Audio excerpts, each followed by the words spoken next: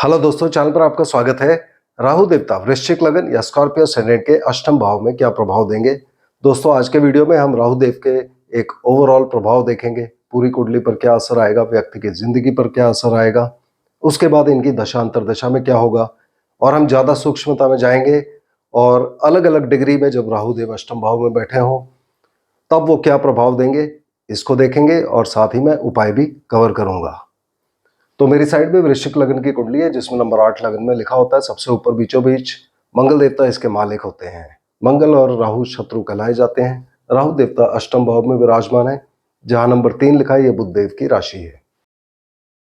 राहु देवता हम सब जानते हैं क्रूर ग्रह हैं, ज्यादातर लोगों के लिए खराब प्रभाव देते हैं। प्रभाव अचानक से आते हैं और ये व्यक्ति की बुद्धि को भ्रमित करते हैं, एक कंफ्यूजन लाते हैं व्यक्ति के दिमाग में। व्यक्ति अचानक से डिसीजन लेता है और वहां ये गलती करते हैं। और अष्टम भाव जहां पर ये विराजमान है, आठवां भाव भी कष्ट और पीड़ा का होता है। ये प्रॉब्लम देता है, लड़ाई झगड़ा, बीमारी, accident, court case, police case, ये सब चीजें राहु यहां पर बैठकर व्यक्ति को दे सकते हैं। मगर अगर कुंडली के अंदर मंगल देवता 12वें भाव में विराजमान हुए तब राहु देव के खराब इफेक्ट काफी हद तक कम हो जाते हैं। आठवां भाव जब हम देखते हैं, आठवां भाव हमें जो मोटा पैसा मिलता है, लंप सम में पैसा, कष्ट या पीड़ा के साथ जुड़ा हुआ पैसा, जैसे कि इंश्योरेंस, ग्रेच्युटी, पेंशन, बोनस, दहेज, कहीं फंसा हुआ पैसा, पैतृक धन, इसका होता है। और जब राहु यहाँ बैठे होंगे तो केतु देव इनके सामने द्वितीय भाव में बैठे होंगे, जो व्यक्ति का धन भाव होता है, इनकम, महीने की क्या कमाई होगी उसका भाव होता है। तो यहाँ पर बैठकर ये पैसे को असर करते हैं और अचानक से पैसे में उतार चढ़ाव ये व्यक्ति को दे सकते हैं। व्यक्ति की किस्मत में भी अचानक से बदलाव दे सकते हैं। बहुत तेजी से इनके उतार चढ़ाव आते हैं, तो उस बारे में हमें सावधान रहना चाहिए। राहु के इस पोजीशन में दक्षिण का दरवाजा व्यक्ति के लिए अशुभ माना गया है।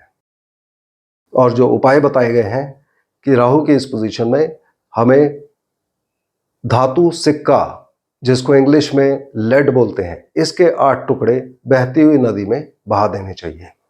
जब हम राहु देव की ओवरऑल इफेक्ट को देखते हैं और 8वें भाव में ये अपनी दशा अंतरदशा में क्या प्रभाव देंगे, तो इन दोनों में थोड़ा सा फर्क आ जाता है। दशा अंतरदशा में जिनकी भी चल रही है राहु देव की, ये दो अलग अलग तरह से प्रभाव देते हैं। पहले तो ये क्या अपना प्रभाव यहां का देंगे या नहीं देंगे, अष्टम भाव का। और अष्टम भाव का प्रभाव होता है कष्ट या पीड़ा के साथ जुड़ा हुआ पैसा, जिसकी हमने बात की, और साथ में कष्ट या पीड़ा से जुड़े हुए कार्य से व्यक्ति को जोड़ सकते हैं, जैसे कि सर्जरी के कार्य, इंश्योरेंस के कार्य, security forces, army, navy, air force, police, BSF, इन सब से जोड़ सकते हैं व्यक्ति को। व्यक्ति को उद्योग में जोड़ सकते हैं, उद्योगपति भी बना सकते हैं। मगर ये अष्टम भाव का प्रभाव आएगा या नहीं आएगा, इसके लिए सबसे पहले राहु देव की डिग्री आप अपनी कुंडली में देखिए। अगर राहु देव यहां पर 6 डिग्री 40 मिनट से लेके 20 डिग्री के बीच में है, और ये डिग्री बहुत इंपॉर्टेंट होती है देखनी, उस केस में राहु देव अपना प्रभाव यहां का पूरा देंगे। मगर अगर इन डिग्री के बीच में नहीं है, उस केस में हमें चेक करना है कि क्या कुंडली के अंदर यहीं पर कोई दूसरा ग्रह 6 डिग्री 40 मिनट से लेकर 20 डिग्री के बीच में है। अगर कोई ग्रह यहां पर है इतने डिग्री में, तब राहु और उस ग्रह की यदि युति बन रही है बहुत क्लोज 4-5 डिग्री के अंदर, तब राहु अपना प्रभाव भी देंगे और उस ग्रह का प्रभाव भी देंगे। मगर अगर कोई ग्रह यहां पर नहीं है और ये वाला भाव, चौथा और 12वां भाव, इसमें कोई ग्रह 6 डिग्री 40 मिनट से 20 डिग्री के बीच में बैठा हुआ है, उस केस में राहु देव की दशा में इनका अपना प्रभाव अष्टम भाव का आने की संभावना बहुत कम हो जाती है और दूसरे ग्रहों का प्रभाव आएगा, क्योंकि ये छाया ग्रह होते हैं। तो जिस ग्रह की छाया भी पड़ रही होगी इन पर, उसका प्रभाव भी देंगे। उसको देखने के लिए इस दूसरी कंडीशन में आप चेक करिए, राहु देव के ऊपर किसी की दृष्टि तो नहीं पड़ रही। अब सभी ग्रह अपनी 7वीं दृष्टि देंगे द्वितीय भाव से, और यहाँ केतु पहले ही बैठे होंगे। जब भी राहु यहाँ होंगे तो केतु हमेशा यहाँ होंगे, तो केतु को इसमें नहीं गिना जाता। केतु के अलावा कोई भी ग्रह अगर होगा, उसकी दृष्टि राहु पर पड़ रही है, और दृष्टि में दोनों ग्रह डिग्री वाइज बहुत पास होने चाहिए, 4-5 डिग्री के अंदर। अगर ज़्यादा है तो वो प्रभाव उतना नहीं आएगा।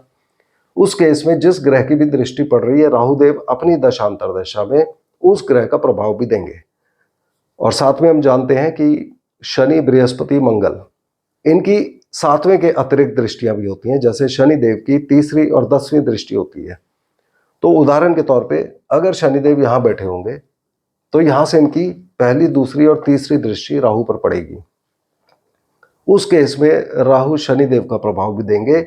एक बार फिर हमें चेक करना है कि शनि या बैठे और राहु, इन दोनों की डिग्री बहुत पास होनी चाहिए एक दूसरे से, तभी वो प्रभाव आएगा। इसी तरह से शनिदेव की 10वीं दृष्टि आप चेक करिए, मंगल देव की 4थी और 8वीं दृष्टि और बृहस्पति की 5वीं और 9वीं दृष्टि को चेक करना है। यदि किसी की भी आ रही है तो अतिरिक्त प्रभाव में उसका प्रभाव आएगा।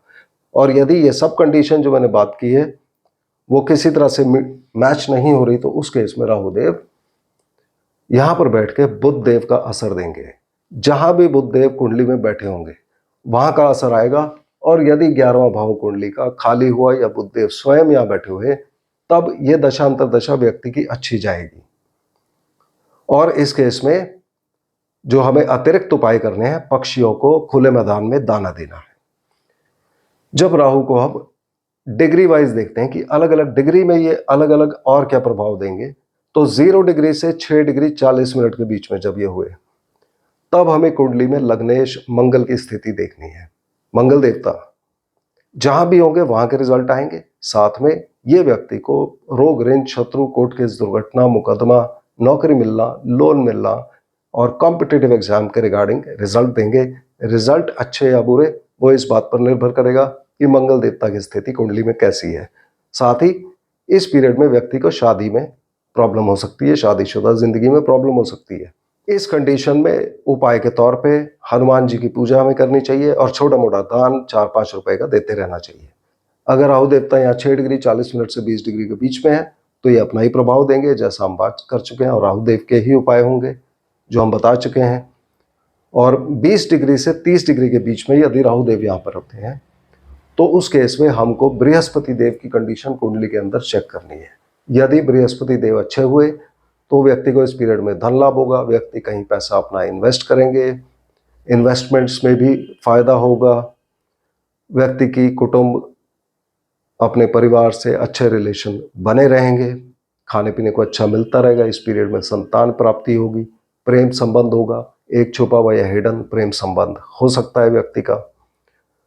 व्यक्ति कला के क्षेत्र में जुड़ सकता है, actor, actresses, musician, singer, dancer, painter को यहाँ फायदा होगा। स्पोर्ट्स में भी व्यक्ति जुड़ सकता है और स्पोर्ट्समैन को स्पोर्ट्स रिलेटेड इंजरी से सावधान रहना चाहिए। यहाँ पर अतिरिक्त उपाय के तौर पर हमें ब्राह्मणों की, गुरु, पुजारी, टीचर, प्रीचर, इन सबकी सेवा सम्मान करना चाहिए और उनसे आशीर्वाद लेना चाहिए और पीपल के पेड़ को पानी देना चाहिए। तो मुझे उम्मीद है कि आप राहु देव के अष्टम भाव के प्रभाव समझ गए होंगे। कृपया याद रखिए कि इनकी दशा अंतर दशा में चूंकि एक छाया ग्रह होते हैं तो ये किसी और ग्रह का प्रभाव भी देंगे, तो डिग्री वाइज इनको चेक करना अति आवश्यक हो जाता है। और साथ ही जिन जिन ग्रहों का ये प्रभाव दे रहे हैं उनको आप अपनी कुंडली में चेक करिए, अकॉर्डिंगली रिजल्ट्स आएंगे। तो मुझे उम्मीद है कि आपको आज का वीडियो पसंद आया होगा। अगले वीडियो में फिर मिलते हैं, तब तक के लिए धन्यवाद।